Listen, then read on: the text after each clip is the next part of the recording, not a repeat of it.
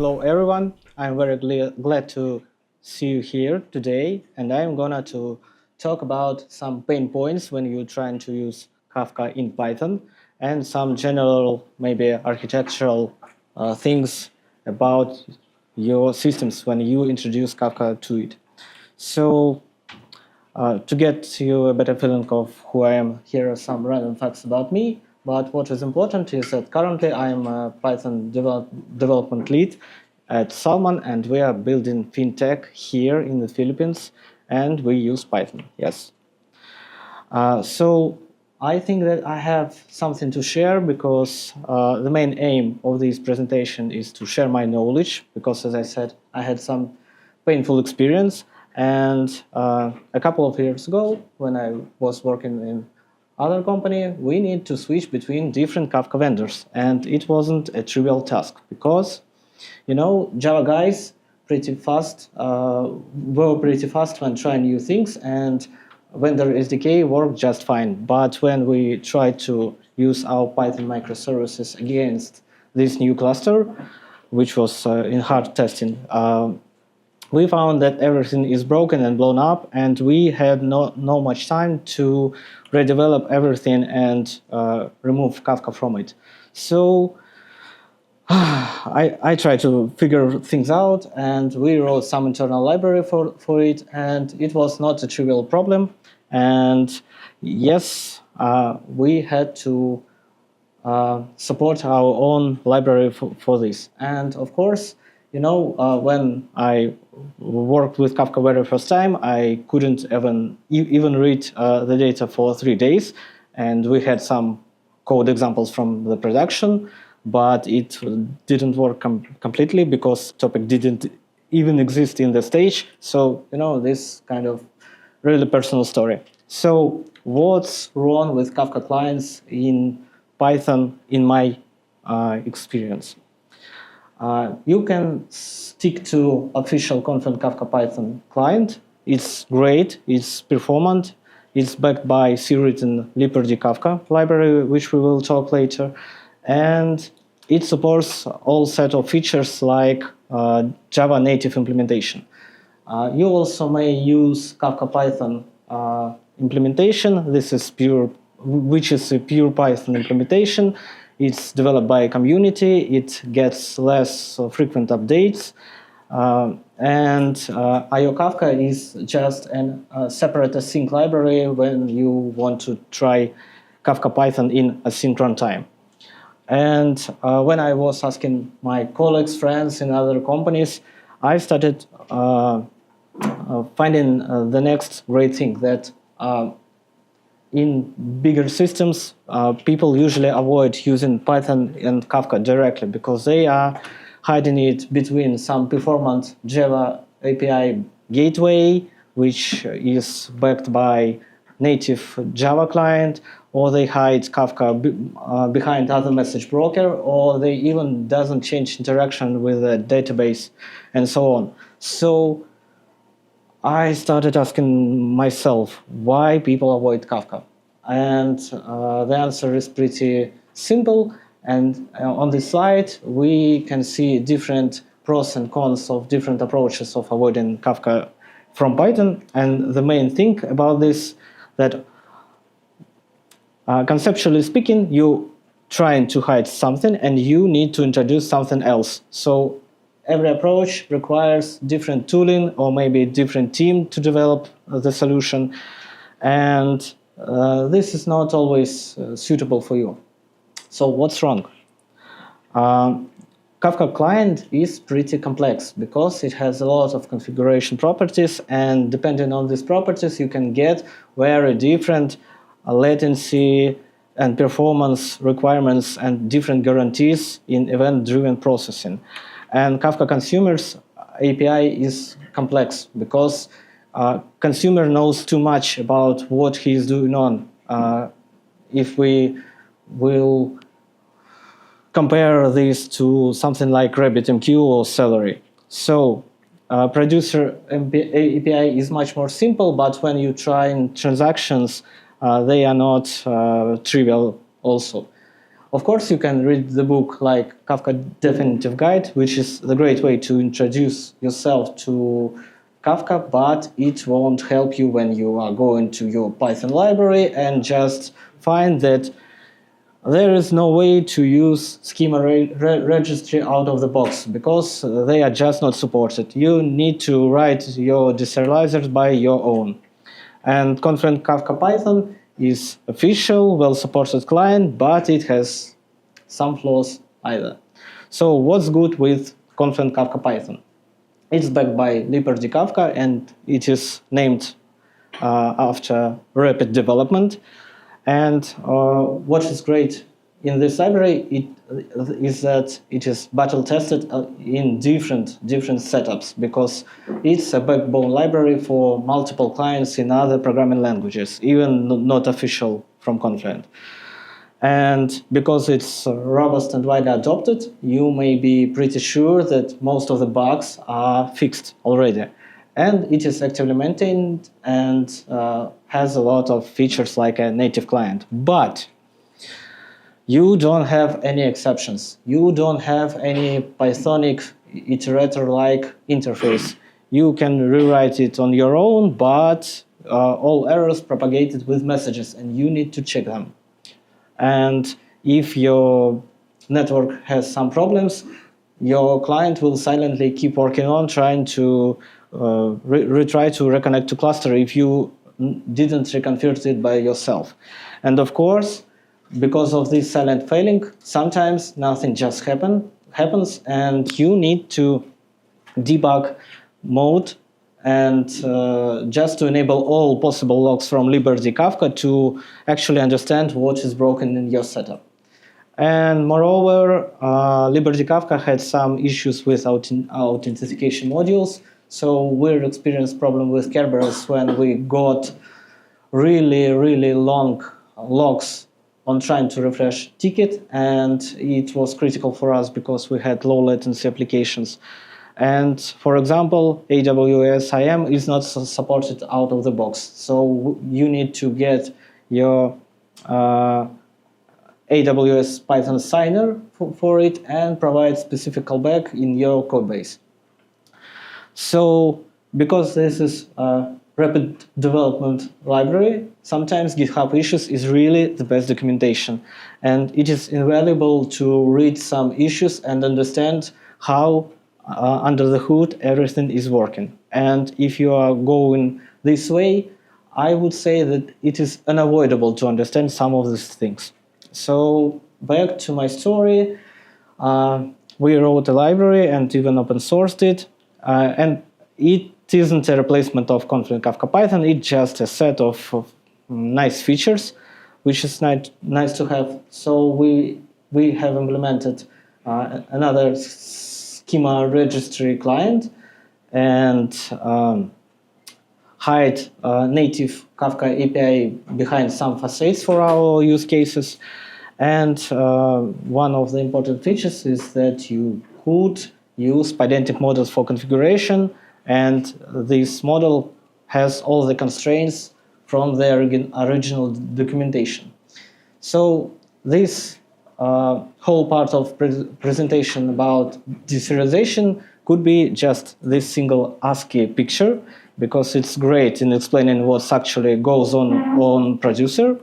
But let's start from the beginning. So Kafka is ignorant about bytes that it stores in partitions. It doesn't have any idea about how these bytes should be figured out on consumer. And that's a problem because in a nutshell, Kafka brokers just store raw bytes, and this is a classical problem of inter-process communication. So if you have one process and want to remap its memory to another process, you need some set of rules how you will define what actually byte string means. And what is great with schema registry is that this thing exactly solves this problem for distributed systems.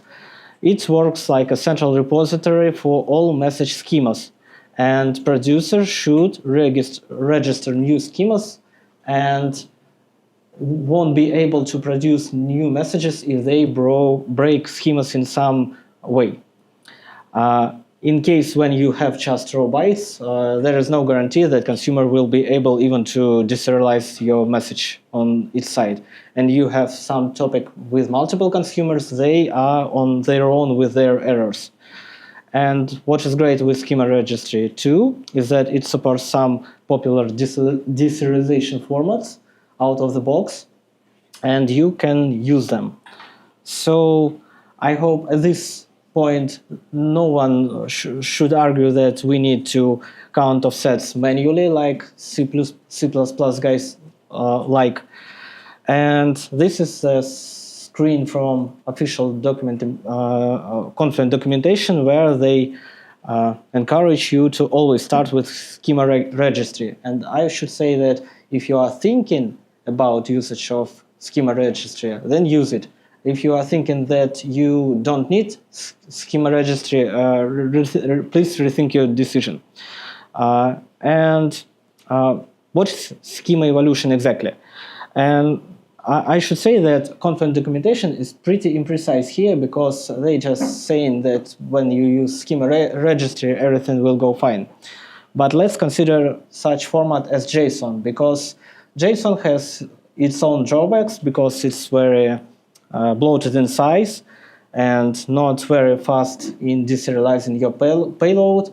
But JSON schema is an awful format for schema evolution because it has contradictions, which is definitely difficult to debug. And it doesn't mean that schema evolution is the schema evolution in the terms of other formats.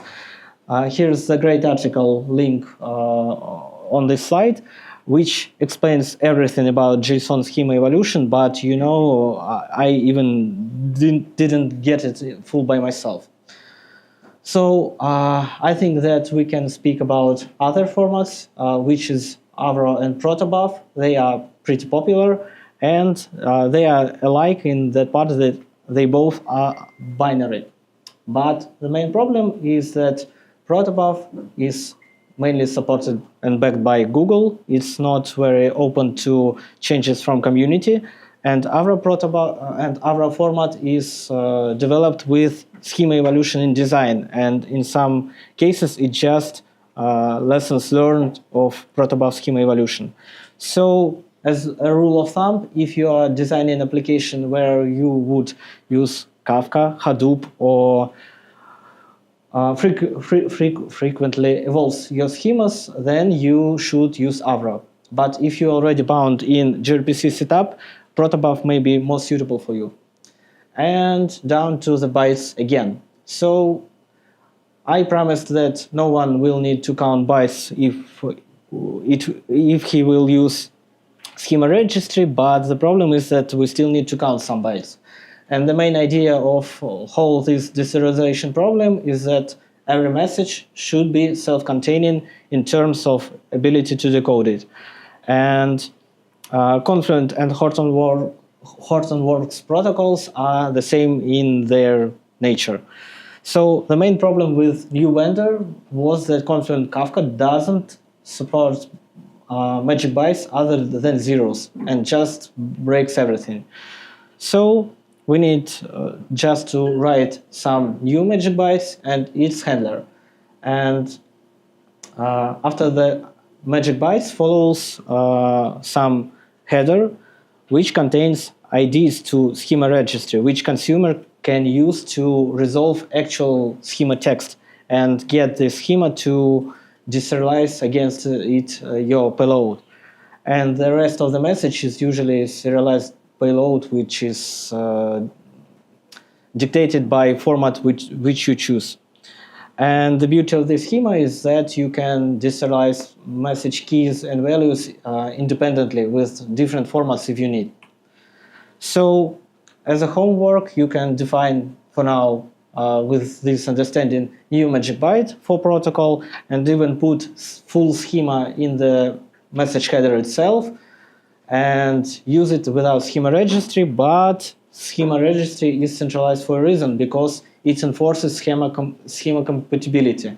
And in this homework example, you still didn't get this guarantee because consumer on its side, when it will deserialize message, he doesn't know what to do with fields, and he doesn't know what to do if fields are missing because compatibility is not enforced. And I should say 2 words about tombstones. This is very specific message type with null value, and this can break your deserialization.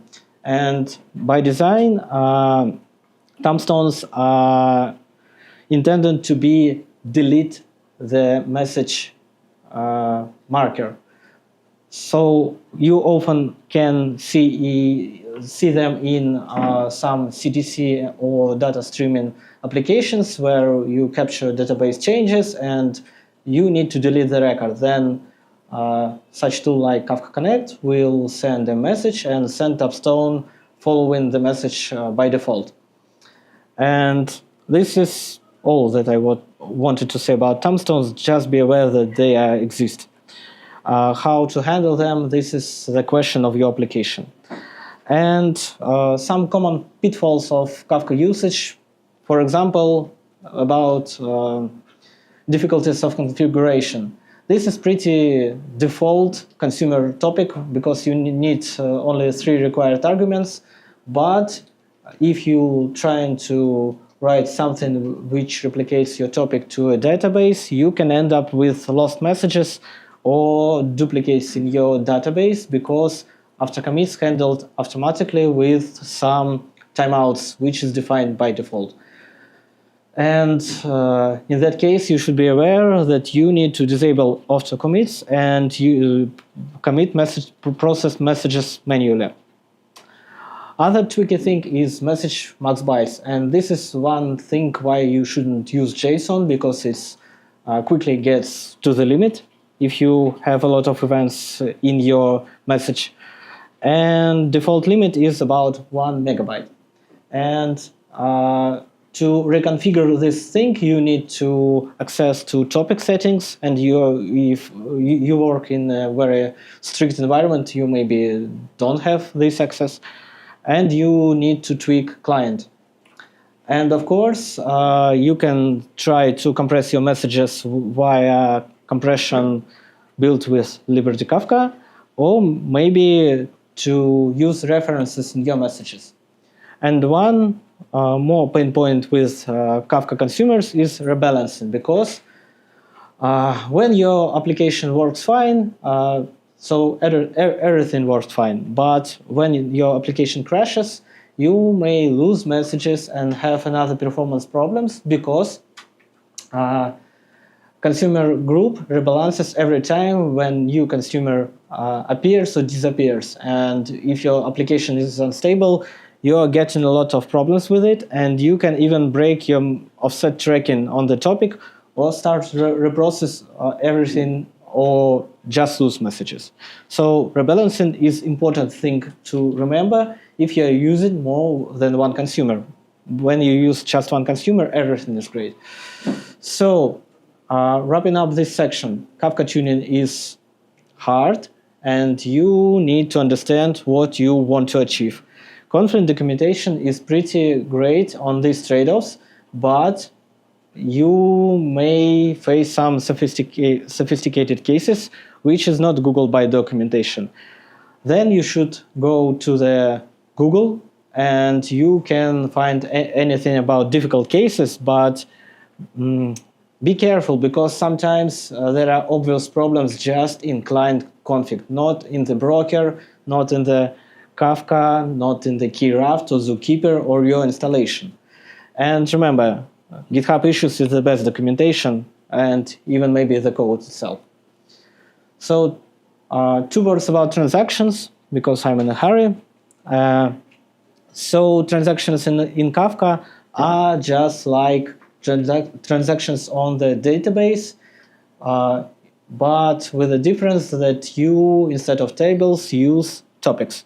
So if you need to produce some data in 2 topics, and it can't be the one topic, you can get inconsistent state in your event-driven architecture, because, you know, producer just crashed and didn't deliver the message. if you want to deliver messages simultaneously to different topics, you can use transactional API, which requires just to reconfigure producer and begin transactions with begin transaction call and commit transaction call, just alike in regular databases. But be careful, because you still need to provide transactional ID for producer. This is new required parameter here. You even may get some problems with topics, because this transaction ID should be allowed to make transactions on specific topic. And if you use specific Kafka ACLs above it, you should add additional permissions. And of course, this is not for free, because you will get more latency, and you even can get deadlocks if you are not careful with transaction. Other useful pattern, which is transaction specific, is then you consume messages from one topic, processing it in some way, and put the message to the other topic. And sometimes you want to tie your consumer and producer together to not get lost messages or duplications in the topic. So this can be achieved also by transaction API, and then this is default confluent documentation example, which I will say pretty verbose, but you can get this guarantee that every processed message produced exactly once. But I think that, like Pythonistas, we could do things better and write some context manager like this. This is not exactly production code, but pretty close to it. So transactions may be still useful on a single topic. If you need to produce some messages like a batch, you can use transaction API to ensure that all messages are delivered in one shot. And I wish I knew about this feature much more earlier than I knew about it actually. And if you are thinking about Kafka transactions, don't try it against different systems, because obviously Kafka can't guarantee you transactions above different storages.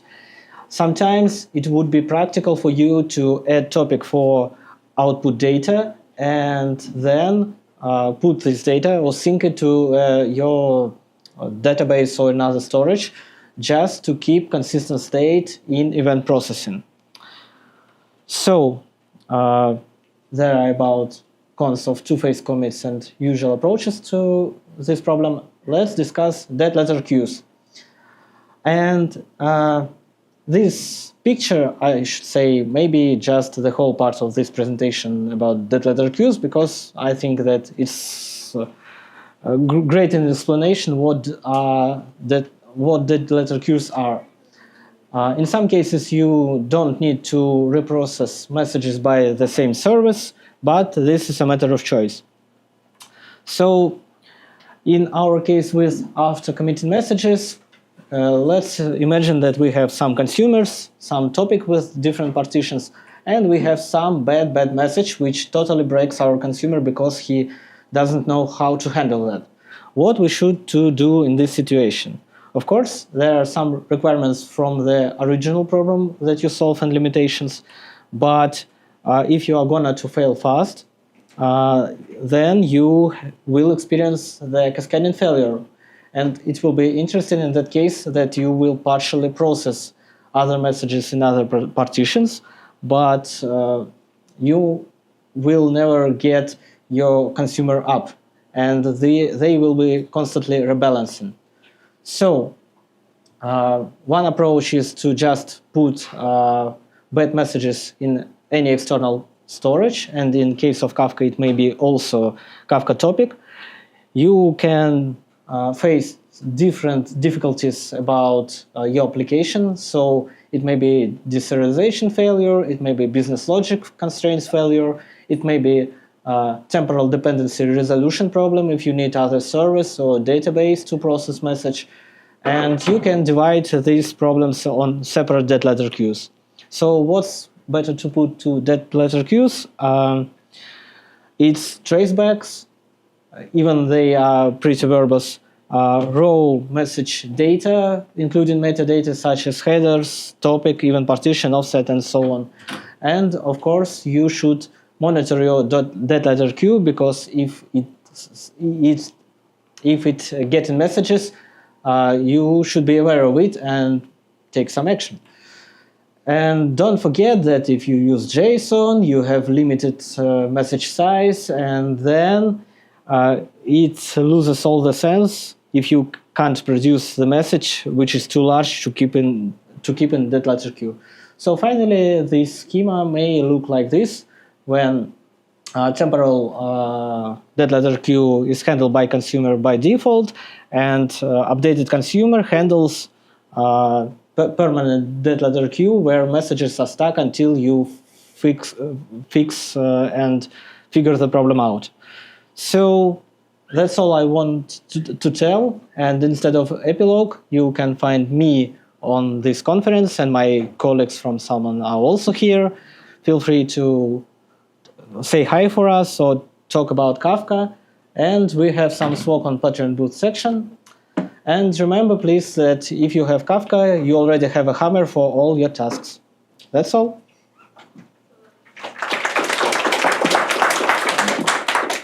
Okay, so if you do have questions, so you can go here. So Thank you. to ask.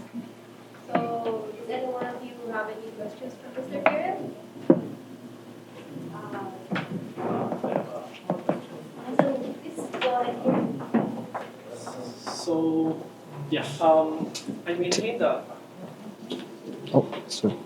Sorry. So yeah, I maintain the data infrastructure for my team, and currently, our major pain point is CDC. So I understand, for example, for MySQL or SQL Server, that's easily supported. What things are available for me for example, for Oracle, where they don't have an easy, like, bin logging for database changes, if that makes sense. So the question about Oracle. Yeah. Like how can I use Kafka to stream changes from Oracle? There are some plugins for Kafka Connect. Oh, sorry.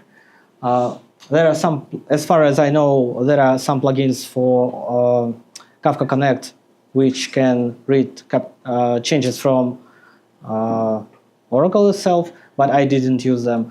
And I'm not sure if there are any proprietary